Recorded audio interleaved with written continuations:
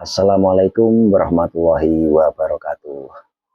Di sini saya akan menjelaskan tentang beberapa komentar-komentar di YouTube saya dan ini sudah ingin saya baca dan ingin saya jawab satu persatu komentar-komentar dari sahabat-sahabat maupun dari teman-teman maupun dari sedulur-sedulur Kumania, dari Sabang sampai Merauke yang telah komentar. Terima kasih yang telah komentar di video saya ini. Dan yang baru menemukan video saya ini jangan lupa di subscribe, like, comment, share video di bawah ini untuk berlangganan video selanjutnya, karena subscribe itu gratis, tidak berbayar seperti itu. Dan ambil sisi positifnya, buang sisi negatifnya, jangan diambil mentah-mentah ulasan dari saya ini. Begini, saya di sini juga masih pemula, masih belajar, masih banyak belajar, masih sedikit ilmu, tetapi masih banyak kekurangan lah istilahnya. Tetapi ingin berbagi ilmu menurut saya pribadi, menurut pengalaman saya pribadi, dan sebagai sharing, sebagai sharing untuk para pemula seperti itu. Ini ada pertanyaan dari Mas Fian Muhammad di kolom komentar di YouTube saya. Dia bertanya begini, Mas Agung, kalau pakan dan minum diganti setiap hari pengaruh apa tidak di burung perkututnya? Nah, ini saya jawab ya Mas Fian Muhammad, begini, untuk makan dan minum itu kalau diganti setiap hari menurut saya itu tidak pengaruh sama sekali, malah menjadikan burung perkutut itu tambah sehat, tambah bagus, tambah rajin bunyi, dan tambah jinak. Karena apa? Bila mana kita selalu memberi pakan setiap hari maupun menggonta-ganti pakan setiap hari dan air minumnya, otomatis kan pakannya juga bersih, minumannya juga bersih, dan tangan kita kan selalu masuk ke sangkar burung perkutut. Otomatis burung perkutut itu udah terbiasa tangan masuk, jadi menambah jinak burung perkutut. Jadi untuk menambah jinak burung perkutut seperti itu dan menambah kesehatan burung perkutut seperti itu, dan jangan lupa sangkar itu dibersihkan. Jangan lupa sangkar itu dibersihkan, karena apa? Karena kotoran-kotoran itu bila menumpuk, bila menjadi sarang bakteri maupun sarang kuman, itu juga tidak bagus untuk burung perkutut itu sendiri, maupun bisa mengakibatkan burung itu mudah rawan dengan penyakit, mudah rawan dengan kutuan, mudah dengan bakteri-bakteri yang menempel di berbagai maupun jamur yang menempel di berbagai kotoran burung perkutut tersebut, sehingga burung perkutut tidak sehat. Atau bila menguap, bila dijemur, posisi dijemur tetapi bawah sangkar itu banyak kotoran atau teleknya, bahasa Jawa ini telek ini okeh atau banyak, itu bila menguap itu kan dihirup burung perkutut, uap kotoran itu dihirup perkutut, jadi tidak bagus untuk burung perkutut seperti itu Mas Fian. Jadi untuk memberikan pakan digonta-ganti, maksudnya diganti setiap hari, sangatlah bagus, seperti itu. Dan ada lagi ini pertanyaan dari Kang Habib Syarifuddin. Kang Habib Syarifuddin bertanya begini, Mas, aku punya burung perkutut dan tidurnya di bawah depan pintu, serta kepalanya menghadap ke atas. Itu ciri perkutut apa, Mas? Nah, ini termasuk burung perkutut apa ya? Kalau di nganu, di orang-orang atau di primbon-primbon atau di buku-buku itu namanya itu burung perkutut, kalau nggak salah ya ini ya. Ini burung perkutut Jogoboyo, kalau tidurnya di bawah sama di depan pintu atau di bawah pintu itu Jogoboyo. Tetapi untuk yang menghadap ke atas itu burung perkutut Bodronoyo, jadi selalu dangak gitu. Kalau yang keturun kan Noroyono, yang ke dangak itu adalah Bodronoyo, seperti itu kalau nggak salah. Kalau teman-teman maupun senior-senior maupun sahabat-sahabat Kongmania dimanapun Anda berada, yang tahu pertanyaan Mas Habib Syarifuddin ataupun Kang Habib Syarifuddin ini, mohon di komen di bawah ini, itu termasuk katurangan apa kalau tidurnya di bawah terus di depan pintu, dan kepalanya selalu menongok ke atas atau dangak lah istilahnya seperti itu. Seperti itu. Dan ini pertanyaan yang ketiga adalah dari fungsi undur-undur itu apa, dari Mas Kateman.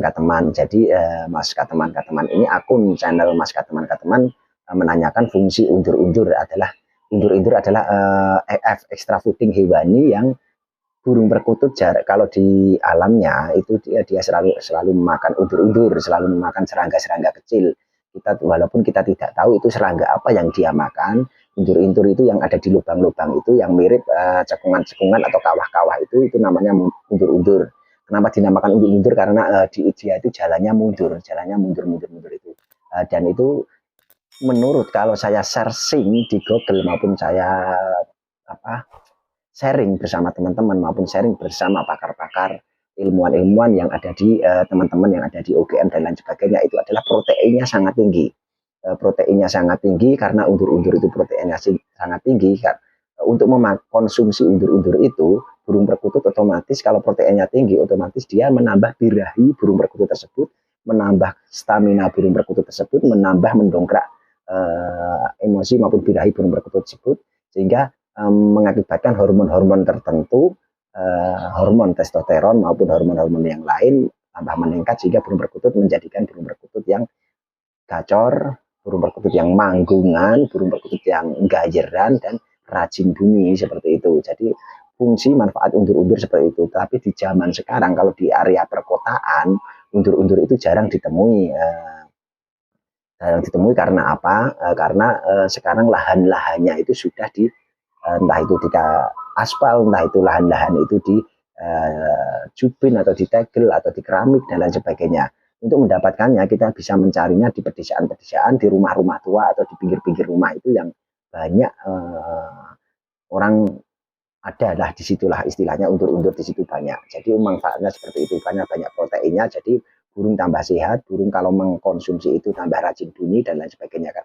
Jadi ada logikanya karena proteinnya tinggi, karena dia mendongkrak stamina dan menambah hormon testosteron dan lain sebagainya, sehingga burung menjadikan rajin bunyi, manggung, gayer dan lain sebagainya. Seperti itu, Mas Kateman. Dan ada lagi pertanyaan yang keempat dari akun yang bernama Mas Bayi Supi 92. Mas Bayi Supi 92 bertanya begini, infonya dong Om Agung, ngasih terasinya setiap hari atau seminggu sekali dan ngasihnya itu malam apa siang Om. Nah ini pertanyaan yang bagus. Untuk pemberian terasi kalau zaman dahulu itu nenek moyang kita atau orang-orang sepuh kita atau simbah-simbah kita itu memberikannya itu bukan jamu-jamu yang macam-macam. Pemberiannya juga cukup terasi. Karena apa? Terasi terbuat, logikanya begini, terasi terbuat dari udang itu kadang dari ebi, dari udang kering. Jadi proteinnya udang itu juga tinggi. Karena apa? Udang itu juga protein tinggi, karena saking tingginya kalau dikonsumsi manusia juga kadang kayak biduren kayak apa, karena proteinnya tinggi dan lain sebagainya. Kadang ada yang alergi dan lain sebagainya karena proteinnya tinggi, sehingga burung perkutut kalau dikonsumsikan itu burung perkutut juga rajin manggung. Jadi ada logikanya juga seperti itu. Jadi di ilmu ilmiah sama diterapkan di burung perkutut itu istilahnya sinkron lah seperti itu. Jadi untuk pemberiannya terasi bisa kita berikan untuk burung perkutut bakalan, untuk perkutut yang muda maupun burung perkutut yang tangkapan alam, entah itu jaringan, entah itu pikatan, entah itu ombyoan, kita berikan itu bisa seminggu sekali dengan porsi yang sangat sedikit sekali, jangan banyak-banyak, karena kalau banyak-banyak nanti cuma dimuntahkan lagi, dan dia kalau banyak-banyak bisa mengakibatkan mencret karena proteinnya sangat tinggi dan konsumsinya, karena burung perkutut kan sangat kecil banget ya, sangat kecil banget. Kalau dikonsumsikan terasi terlalu banyak nanti dia akan diare, mencret dan lain sebagainya. Jadi sedikit saja cukup 1 gelintir sampai 3 gelintir untuk burung perkutut yang bakalan itu tadi. Dan untuk yang burung perkutut yang sudah jadi, yang sudah gayer, itu cukup 1 bulan sekali maupun 3 bulan sekali saja karena proteinnya sangat tinggi. Dan untuk mendongkrak birahi burung perkutut bila mana ingin diternak, ingin buat apa ya, dijadikan untuk anggungan di rumah maupun untuk anggungan kemudian hari untuk di kelanjutannya untuk lomba, bisa diberikan atau dirutinkan seperti itu.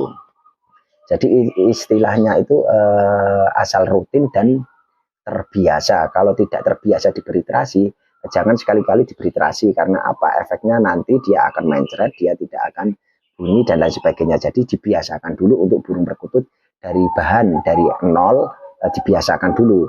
Jangan langsung dikasih untuk burung perkutut yang jadi, karena nanti mengakibatkan efek yang nanti bisa tambah birahi, tambah malah macet, tambah polah dan lain sebagainya. Karena kalau untuk burung perkutut yang sudah manggung, untuk burung perkutut yang sudah birahi, burung perkutut yang sudah gacor, gayer, itu nggak usah diberi di macam-macam neko-neko, karena ini dikhususkan, kalau terasi dikhususkan untuk burung perkutut, diutamakan untuk burung perkutut bakalan yang belum jadi seperti itu. Kalau menurut saya pribadi untuk pengalamannya seperti itu.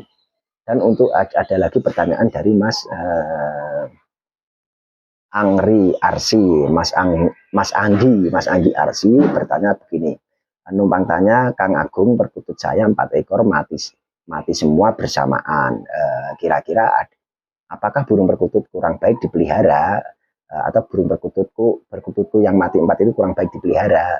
Menurut saya gimana ya, kalau menurut dengan ilmu apa ya istilahnya, dengan logika, dengan secara nyata itu kalau secara kasat mata, secara tidak kelihatan mata itu saya tidak tahu ya. Kalau menurut kasat mata itu menurutnya bisa karena sakit dan menular di burung perkutut lainnya.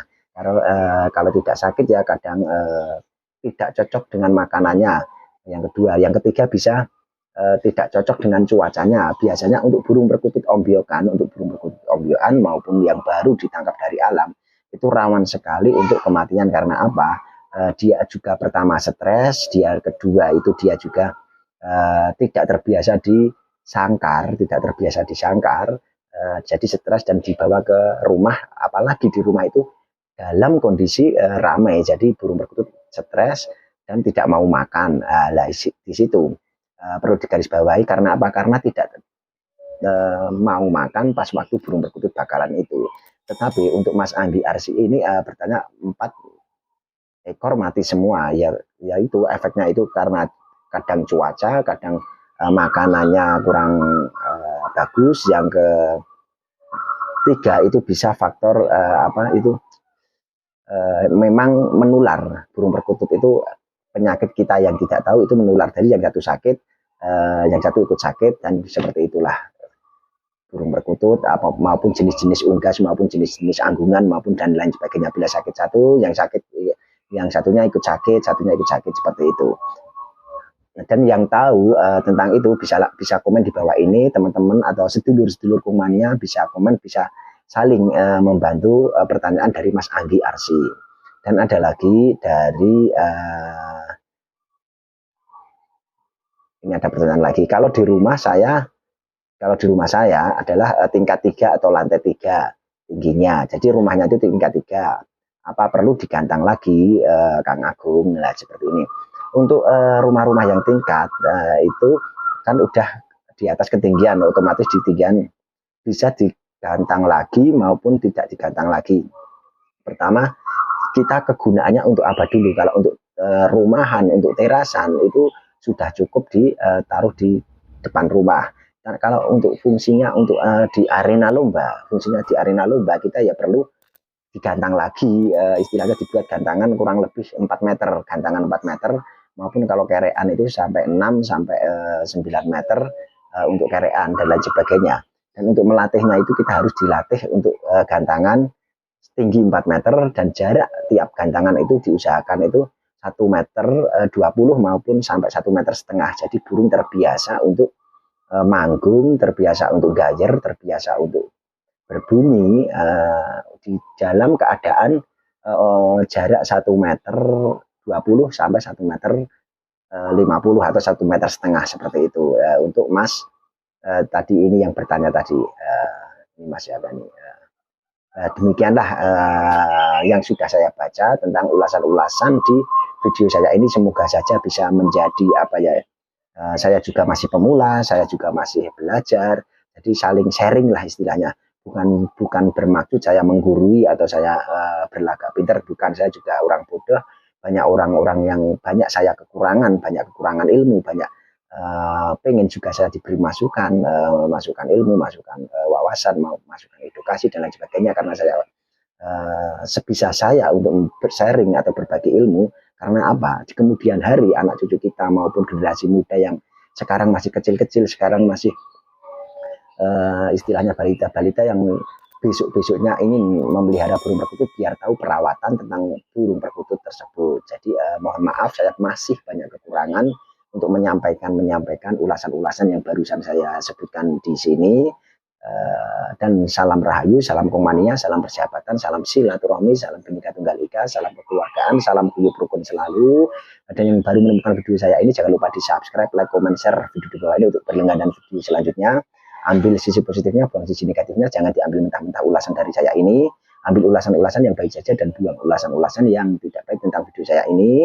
Nah, karena apa? Karena subscribe itu gratis. Dan tak lupa pula saya ucapkan wassalamualaikum warahmatullahi wabarakatuh.